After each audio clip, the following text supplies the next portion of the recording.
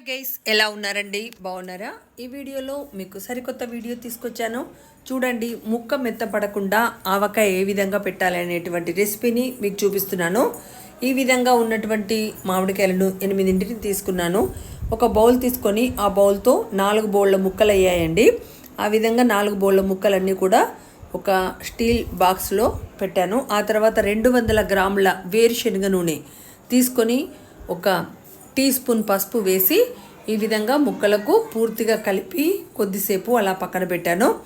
ఆ తర్వాత కొద్దిగా కారం తీసుకొని కొలతలన్నీ తీసుకోవాలి కదండి. ఒక తట్ట తీసుకొని ఆ తట్టలో ఒక దానికి అంటే 4 బౌళ్ళ ముక్కలకు ఒక బౌల్ కారం తీసుకున్నాను. ఈ కారం అంతా కూడా ఒక దిక్కు పెట్టుకొని ఆ తర్వాత ఆవపొడి 3/4 ఓకే 3/4 ఆవపొడి తీసుకున్నాను. ఆవపొడి ఎలా చేసుకున్నానంటే ఆవాలను ఒక 2 గంటల పాటు ఎండలో పెట్టి ఆ తర్వాత పొడి చేసుకొని తీసుకున్నాను. ఆ తర్వాత 3/4 కప్పు ఉప్పును వేసుకున్నాను. ఆ కల్లుప్పును ఈ విధంగా మిక్సీ వేసుకొని చేసుకున్నాను.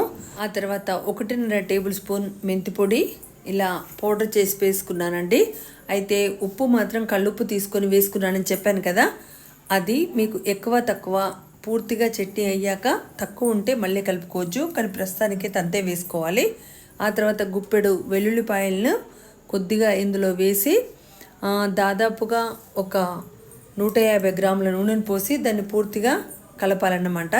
ముందు 200 గ్రాములు, ఆ తర్వాత 150 గ్రాములు.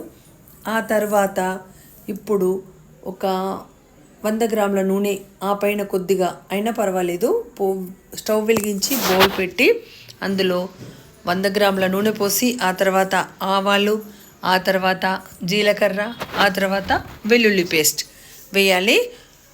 ఆవాలు 4 టేబుల్ స్పూన్లు, 2 టేబుల్ స్పూన్ల జీలకర్ర, ఒక గుప్పెడు వెల్లుల్లి కచ్చపిచ్చగా దంచుకున్నటువంటి పేస్ట్, దాన్ని ఇలా పెట్టి పూర్తిగా వేగనీయొద్దు.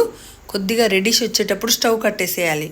స్టవ్ కట్టేస్తే ఆ నూనె వేడికే ఇది పూర్తిగా వేగుతుందన్నమాట. కొద్దిగా పసుపు కూడా వేయాలి.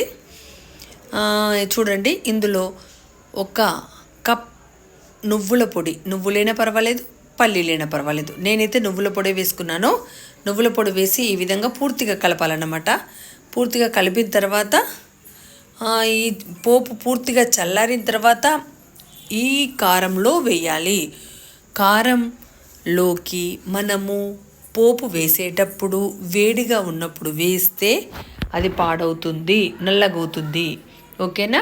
ఆ తర్వాత దీన్ని పక్కకు పెట్టుకున్నాం కదా, ఈ నూనెలో మనము పచ్చడికి పెట్టాం కదా పచ్చడి ముక్కలు, ఆ ముక్కలకు ఈ పోపును కలపాలి.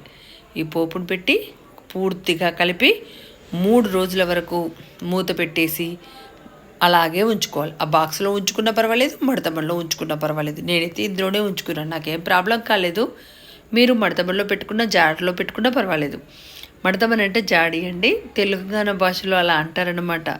చూడండి ఎంత చక్కగా చూస్తుంటే నోరు ఊరిపోతుంది కదా. సరే అని మనం పోపు పెట్టిన తట్టు ఉందిగా, ఆ తట్టలో కొద్దిగా అన్నం వేసి కలుపుకొని కమ్మగుందండి, చాలా బాగుంది. తింటుంటే చూస్తుంటే మీకు నోరు ఊరిళ్ళు వచ్చేస్తున్నాయి కదా. మ్యాంగో మాత్రం తప్పకుండా ఈ విధంగానే పెట్టండి. ఆ తర్వాత పచ్చడి పెట్టిన రోజు కాకుండా తెల్లవారు కాకుండా మరో రోజున తీసి చూస్తే ఈ విధంగా అయ్యిందండి. పచ్చడి పూర్తిగా నూనె పేరింది, చాలా చక్కగా ఉంది. టేస్ట్ కూడా చాలా బాగుందండి. మీరు కూడా ట్రై చేయండి, ఎలా ఉందో కామెంట్లో పెట్టండి. థ్యాంక్ యూ అండి, థ్యాంక్ యూ ఫర్ వాచింగ్.